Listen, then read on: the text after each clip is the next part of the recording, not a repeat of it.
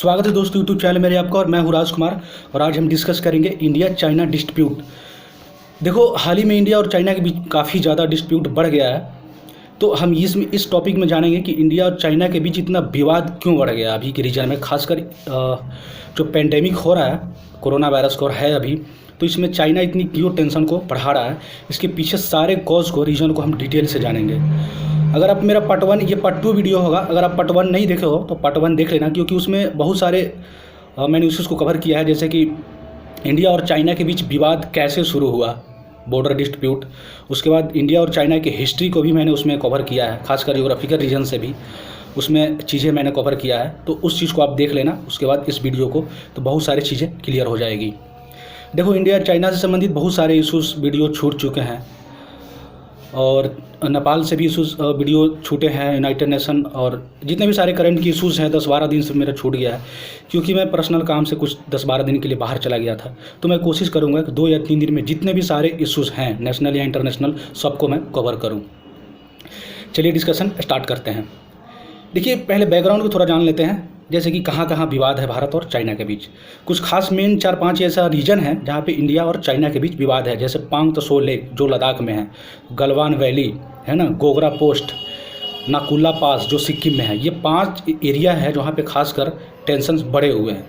और हाल ही में पांग त्सो जो लेक है यानी गलवान वैली में, जो लद्दाख में पड़ता है, वहाँ पे ये डिस्ट्रीब्यूट काफ़ी बढ़ गया है। देखो, पांग त्सो लेक उसके 70-80% एरिया चाइना में यानी ऑक्साई चीन में पड़ता है, ठीक है, जबकि 25% एरिया भारत में पड़ता है। तो क्या हुआ कि वहाँ पे एक्चुअल लाइन ऑफ कंट्रोल है, तो एक्चुअल लाइन ऑफ कंट्रोल को पार करके 5 जून को चाइना की आर्मी ने इंटर कर लिया था एक्चुअल लाइन ऑफ कंट्रोल को भारत में पेट्रोलिंग करते हुए। तो भारत की आर्मी को ये पता चला कि भैया ये तो अंदर आ गए हैं, तो उन्होंने बाहर जाने के लिए उन्होंने कहा, ठीक है। तो ये बात चलती रही। उसके बाद ब्रिगेडियर लेवल की बात हुई उसमें वहाँ पे कि देखो, यहाँ से जो पार्शियल डिसइंगेजमेंट है, पार्शियल डिसइंगेजमेंट का मतलब होता है कि जैसे कोई लाइन है, जैसे एक्चुअल लाइन ऑफ कंट्रोल है, वहाँ पे दोनों देशों की सेनाएं आ गई हैं, तो वो 100 मीटर या अपने जो डिसाइड किए जाते हैं कि हाँ इतने मीटर आप पीछे हट जाओ, ताकि पीस को एस्टेब्लिश किया जा सके। आप समझ गए होंगे पार्शियल डिसइंगेजमेंट मतलब कि एक्चुअल जो लाइन है वहाँ से दोनों सेनाओं को पीछे हटना, ताकि पीस को एस्टेब्लिश किया जा सके, उसे बोलते हैं, ठीक है। तो ये 6 जून की बात हुई, तो एग्रीमेंट हुआ कि ठीक है हम पीछे हट जाते हैं। लेकिन थोड़े दिन बाद उन्होंने, भारत की ब्रिगेडियर लेवल के सैनिकों ने गया पता करने, तो पता चला कि वो तंबू अभी लगाए हुए थे। उसके बाद वहाँ पे मारपीट हुई, झड़प हुई, और 15 जून के उन्होंने हमला भी कर दिया भारत के सैनिकों पे। तो भारत के सैनिक भी 20 या 30 मरे हैं, शायद 20, और उनके तरफ से बहुत सारे एस्केलेशन हुआ है, चाहे आर्मी के तौर पर हो, चाहे जियोग्राफिकल एस्केलेशन भी उनके तरफ से भी बहुत सारे हुआ है, भले ही वहाँ की मीडिया छुपा रही हो। तो ये था बैकग्राउंड। अब जानते हैं कि चाइना ऐसा क्यों कर रहा है भारत के साथ, ऐसी क्या रीज़न है। देखो, कोरोना वायरस के चलते जो वर्ल्ड ऑर्डर है वो बहुत तेज़ी से चेंज हो रहा है। चेंज मेनली 2 रीजन से हो रहा है, 2 सेक्टर में हो रहा है। एक सेक्टर में हो रहा है ट्रेड, दूसरा सेक्टर में हो रहा है पॉलिटिकल। पहले ट्रेड की बात करते हैं, उसके बाद हम पॉलिटिकल की डिस्कस करेंगे कैसे चेंज हो रहा है। देखो, ट्रेड के तहत चाइना की जितनी सारी वस्तुएँ हैं, गुड्स हैं, वो हर देश में लगभग 2-3 देश छोड़ दिया जाए, जैसे पाकिस्तान हो, नॉर्थ कोरिया हो, कंबोडिया हो, 3-4 दोस्त कंट्रीज़ को छोड़ दिया जाए, तो हर देश में उसको बाइकआउट किया जा रहा है चाइना के गुड्स का, ठीक है। तो चाइना को ये डर लग रहा है कि कहीं ना कहीं मेरी इकोनॉमी को बहुत ही भारी नुकसान पहुंचने वाली है, और उसका सबसे बड़ा मार्केट है भारत, क्योंकि भारत के साथ उसका ट्रेड सरप्लस बहुत ज़्यादा है, और भारत 60 से 70% गुड्स चाइना के भारत में इंटर हैं। तो नरेंद्र मोदी ने खुद आके, प्रधानमंत्री नरेंद्र मोदी ने बोला था कि हम लोकल इज़ वोकल, यानी हम लोकल चीज़ का प्रयोग करेंगे, उनका हम यूज़ करेंगे, ठीक है, और चाइना की वस्तुओं का हम बाइकाट करेंगे। उन्होंने डायरेक्टली नहीं कहा था, बट अब ये समझ लेना कि निश्चित ही चाइना की वस्तुओं को बाइकाट किया जा रहा है इंडियन गवर्नमेंट द्वारा। तो उसको लगा कि कहीं मेरी मार्केट को हतोत्साहित न किया गया। उसके बाद हुआई जो कंपनी है, उनकी 5G कंपनी है, उसको भारत ने परमिशन दे दिया था। अब हो सकता है उसको भारत से रेस्ट्रिकेट भी किया जा सकता है। तो ये मेनली रीजन है। दूसरी बात है, ऑस्ट्रेलिया के साथ भी इसका काफ़ी ज़्यादा व्यापार है चाइना का, तो ऑस्ट्रेलिया के साथ भी ये डिफरेंस क्लियर करना चाहता है, क्योंकि ऑस्ट्रेलिया के प्रधानमंत्री ने कोरोना वायरस के जब पीक पर था उस समय उन्होंने बोला था कि जो वुहान लैब है वहाँ पे जांच की टीम भेजी जाए WHO की। ठीक है, तो उस कारण से भी उन्होंने डिटरेंस क्लियर करना चाह रहा है कि क्रिएट करना चाह रहा है कि ऐसा डिटरेंस क्रिएट करे ताकि कोई अगला कंट्रीज़ ऐसा आवाज़ न उठाए जो खासकर चाइना पे जिनकी इकोनॉमी डिपेंड हो। तो ये बताना कहीं ना कहीं चाइना इनडायरेक्टली चाह रहा है। ठीक है, दूसरी बात है, देखो चाइना में शी जिनपिंग जब से 2013 से जो राष्ट्रपति बने हैं वहाँ प्रेसिडेंट, तब से उन्होंने ट्रेड को काफ़ी ज़्यादा बढ़ावा दिया है और उन्होंने क्या किया है कि विदेशी जो FDI आने वाले हैं उन पर रिस्ट्रिक्शन लगा दिया है। ये देखकर भारत ने भी चाइना की बहुत सारी कंपनियों को, याद रखना चाइना की बहुत सारी FDI कंपनियों को भारत ने भी बहुत सारे रिस्ट्रिक्शन लगा दिए हैं। इस कारण से चाइना बहुत सारा नाराज़ चल रहा है भारत से। दूसरी बात है ताइवान की जो इश्यूज़ है, ताइवान के इश्यूज़ आप देखे होंगे कि जब WHO की नेशनल असेंबली में जब ये बात चल रही थी ताइवान की मेंबरशिप की, तो भारत ने वहाँ पे इनडायरेक्टली रूप से आवाज़ उठाया था। और वहाँ की प्रेसिडेंशियलशिप की उन्होंने डॉक्टर हर्षवर्धन ने भी किया था, आप देखे होंगे भारत का।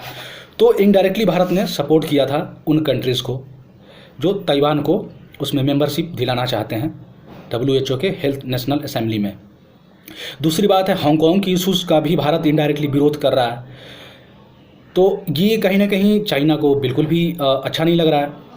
दूसरी बात है जो चाइना के जिंगजियांग प्रांत हैं वहाँ भी जो उइगर मुस्लिम पे जो अत्याचार किए जा रहे हैं, भारत इनडायरेक्टली इशूज़ वो यूनाइटेड नेशन में उठाता रहा है और ऐसे भी नेशनल लेवल पे भी उठाता रहा है। तो ये भी चाइना को कहीं ना कहीं दिक्कत पहुंचाए। दूसरी बात है BRI यानी belt and road initiative. Belt and road initiative का भी भारत काफ़ी विरोध कर रहा है और भारत ऐसा मेजर कंट्री है क्योंकि इस बेल्ट एंड रोड इनिशिएटिव को ज्वाइन नहीं किया है। उसके बाद बेल्ट एंड रोड इनिशिएटिव का ही एक पार्ट है CPEC यानी चाइना पाकिस्तान इकोनॉमिक कॉरिडोर, जो ऑक्युपाई पाकिस्तान यानी POK से यानी गिलगित बलूचिस्तान से ये गुजरता है। वहाँ पे इनकी CPEC की प्रोजेक्ट जो चलाई जा रही है वहाँ पे भारत काफ़ी ज़्यादा विरोध कर रहा है कि भैया ये डिस्प्यूट एरिया है हमारे पाकिस्तान के बीच, आप यहाँ से क्यों CPEC जैसे प्रोजेक्ट को चला रहे हो। तो ये कारण से काफ़ी ज़्यादा भारत से चाइना नाराज़ है। दूसरी बात है देखो भारत की नज़दीकियाँ भी USA से बढ़ती जा रही है। तो ये एक राइवरली हो गया है, मतलब एक रेस हो गया है इंडिया और चाइना के बीच कि वर्ल्ड में अपने डोमिनेंस को बढ़ाया जाए।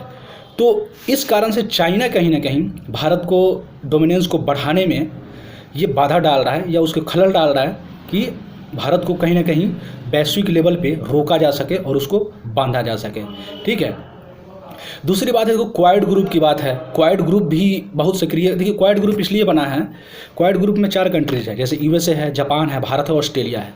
तो मेनली क्वाड ग्रुप का जब बना था तो इनकी मेनली रीजन था हिंद महासागर में जो जितने भी सारे द्वीप है और जो ये 4 कंट्रीज़ हैं इनके बीच आपसी सहयोग को बढ़ाना। बट इनडायरेक्टली आप देखोगे तो स्क्वाड ग्रुप का मतलब है चाइना को हिंद महासागर में काउंटर करना। ठीक है, तो इससे चाइना बहुत खफा है। उसके बाद G11 की अभी जो बात चल रही है हाल ही में न्यूज़पेपर में आपने सुना होगा, जो G7 से बात है। देखो G7 और G11 में थोड़ा सा बता दूं कि G7 में कंट्री हैं जैसे USA हैं, कनाडा हैं, उसके बाद ब्रिटेन है, फ्रांस है, जर्मनी है, इटली है, जापान है। ठीक है, ये G7 के कंट्री पहले थे और ये 4 कंट्री को USA के प्रेसिडेंट डोनाल्ड ट्रंप ने लाने की बात की, जैसे भारत को, साउथ कोरिया को, उसके बाद रसिया को, ठीक है, ऑस्ट्रेलिया को उसमें इंक्लूड करने की बात की। तो G11 की ये बात हो गई है और G11 का मकसद है खासकर आपसी सहयोग को बढ़ाने के साथ साथ चाइना के डोमिनेंस को वर्ल्ड में कम करना और उनकी मल्टीनेशनल कंपनियों को रेस्ट्रिकेट करना वर्ल्ड ट्रेड जो मार्केट है उससे। तो कहीं ना कहीं ये चाइना को बहुत ज़्यादा दुख पहुंच रहा है कि चाइना की जो फॉरेन पॉलिसी है शी जिनपिंग की गवर्नमेंट में 2013 के बाद ये तो ज़्यादातर असफल रही है। तो इस कारण से चाइना चाह रहा है कि जो राइवरली हो रही है भारत के साथ, इसको डोमिनेंस को कहीं ना कहीं कम किया जा सके और इस झगड़े में उलझाया जा सके। ठीक है, उसके बाद भारत की जो डोमिनेंस है यूनाइटेड नेशन में या WHO में तो वो बढ़ता जा रहा है। अन्य कंट्रियों में भी डोमिनेंस बढ़ता जा रहा है। सॉफ्टवेयर इनकी जो स्थिति है वो बढ़ते जा रहे हैं और चाइना से बहुत सारे कंपनियां हैं जो भारत में आ रही हैं। तो बिल्कुल भी बहुत सारे जो सिचुएशन है वो चाइना के फेवर में नहीं है और ये चाइना कभी भी बर्दाश्त नहीं करना चाहेगा क्योंकि चाइना इस रेस में भारत से हमेशा आगे निकलना चाह रहा है। ठीक है। तो ये सब सारे इश्यूज़ हैं। उसके बाद देखो एक चीज़ और है, जम्मू कश्मीर का जो स्पेशल स्टेटस का जो रिवोक किया गया था 5 सितंबर 2019 को, याद रखना ये डेट 5 सितंबर 2019, क्योंकि स्टेट पीसीएस और अन्य छोटे एग्जाम में ये पूछ सकता है निश्चित ही। तो 5 सितंबर 2019 को जब ये रिवोक किया गया था स्पेशल स्टेटस को, तो चाइना को लगा कि ये तो अब सीधे भारत सरकार के अंडर में आ गया, भारत सरकार के संविधान से चलेगा, और जम्मू कश्मीर का बॉर्डर तिब्बत से लगता है और तिब्बत चाइना का क्षेत्र है। तो चाइना बिल्कुल ही इस चीज़ से नाराज़ हो गया था, ठीक है।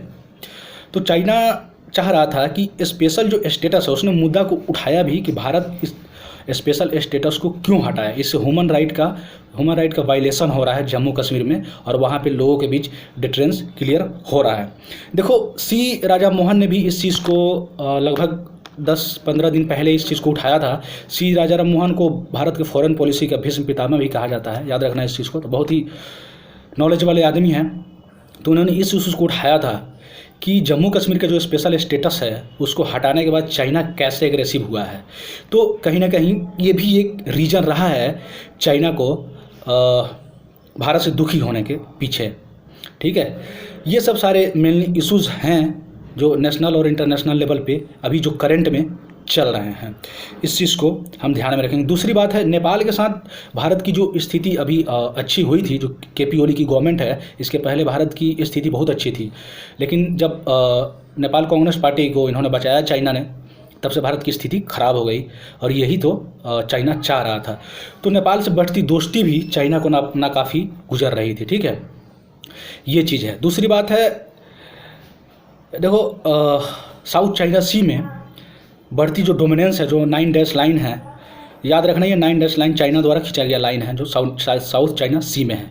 तो 9 डैश लाइन का भारत भी विरोध कर रहा है इंटरनेशनल लेवल पे कि इसको कम किया जा सके, और ये चाइना अपने मन से या खुद से 9 डैश लाइन को क्रिएट किया है, ठीक है।